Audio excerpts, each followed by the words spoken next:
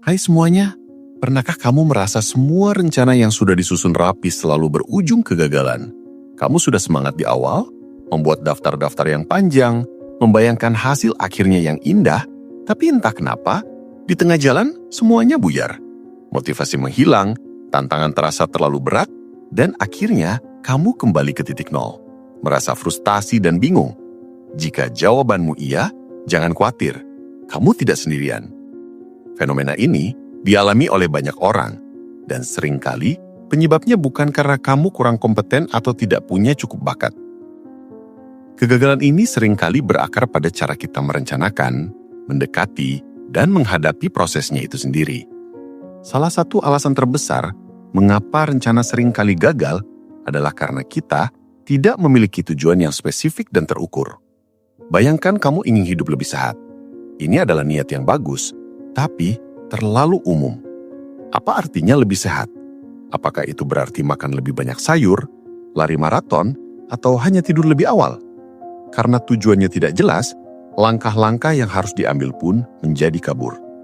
Kamu mungkin mencoba berbagai hal secara acak tanpa arah yang jelas, dan akhirnya menyerah karena tidak melihat kemajuan yang nyata.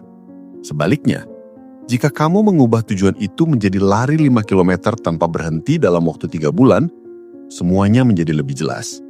Kamu bisa mengukur kemajuanmu setiap minggu, membuat jadwal latihan yang spesifik, dan tahu persis kapan kamu mencapai tujuanmu. Kejelasan ini memberikan dorongan dan mempermudah kamu untuk tetap berada di jalur yang benar. Selain itu, seringkali kita terjebak dalam perencanaan yang terlalu ambisius dan tidak realistis. Terlalu bersemangat di awal bisa jadi bumerang. Kita seringkali membuat rencana yang sempurna di atas kertas, tapi melupakan kenyataan bahwa kita punya keterbatasan waktu, energi, dan sumber daya. Misalnya, kamu memutuskan untuk membaca 1 buku setiap minggu, padahal sebelumnya kamu hampir tidak pernah membaca. Tentu saja, niat ini sangat mulia, tapi sangat sulit untuk dipertahankan. Ketika kamu tidak berhasil membaca 1 buku dalam seminggu, rasa bersalah dan kekecewaan akan muncul. Dan ini bisa menjadi alasan untuk berhenti sama sekali. Lebih baik memulai dengan langkah kecil yang bisa kamu kelola, seperti membaca 10 halaman setiap hari. Langkah-langkah kecil ini lebih mudah dilakukan dan memberikan kamu rasa pencapaian yang konsisten, yang pada akhirnya akan membangun momentum dan kepercayaan diri untuk mengambil langkah yang lebih besar.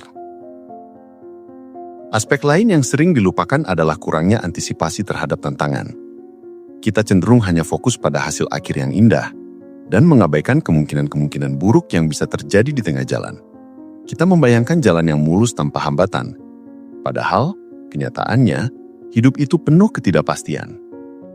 Ketika ada rintangan tak terduga, seperti sakit, masalah keluarga, atau pekerjaan yang menumpuk, kita langsung panik dan merasa semua rencana buyar. Padahal tantangan adalah bagian alami dari setiap proses. Solusinya adalah dengan merencanakan rencana cadangan atau rencana B. Pikirkan apa saja kemungkinan terburuk yang bisa terjadi dan siapkan solusi untuk masing-masing masalah tersebut. Misalnya, jika kamu punya rencana untuk berolahraga setiap pagi, tapi suatu hari kamu bangun kesiangan, rencana cadanganmu bisa berupa berolahraga di sore hari atau melakukan sesi latihan yang lebih singkat. Memiliki rencana cadangan tidak hanya membuatmu siap menghadapi hal tak terduga, tapi juga mengurangi stres dan perasaan putus asa saat semuanya tidak berjalan sesuai rencana. Kegagalan juga seringkali disebabkan oleh kurangnya konsistensi. Kita seringkali terlalu mengandalkan motivasi yang datang dan pergi. Di awal, saat motivasi sedang tinggi, kita bisa melakukan banyak hal. Tapi begitu motivasi itu surut, kita kembali ke kebiasaan lama. Kunci untuk mencapai tujuan jangka panjang bukanlah motivasi, melainkan disiplin. Disiplin adalah kemampuan untuk tetap melakukan sesuatu bahkan saat kamu tidak ingin melakukannya. Cara terbaik untuk membangun disiplin adalah dengan membentuk kebiasaan. Alih-alih berpikir, aku harus berolahraga 3 kali seminggu. Cobalah untuk membuat kebiasaan, berolahraga setiap hari setelah pulang kerja. Meskipun hanya 15 menit. Dengan melakukan sesuatu secara rutin, lama-lama itu akan menjadi bagian dari hidupmu dan tidak lagi terasa seperti beban. Otakmu akan terbiasa dengan rutinitas itu, dan kamu tidak perlu lagi mengandalkan dorongan motivasi untuk memulainya. Selain itu, banyak orang gagal karena mereka tidak belajar dari kesalahan. Setiap kali sebuah rencana gagal, kita cenderung menyalahkan diri sendiri atau keadaan, tanpa benar-benar mencoba memahami apa yang salah.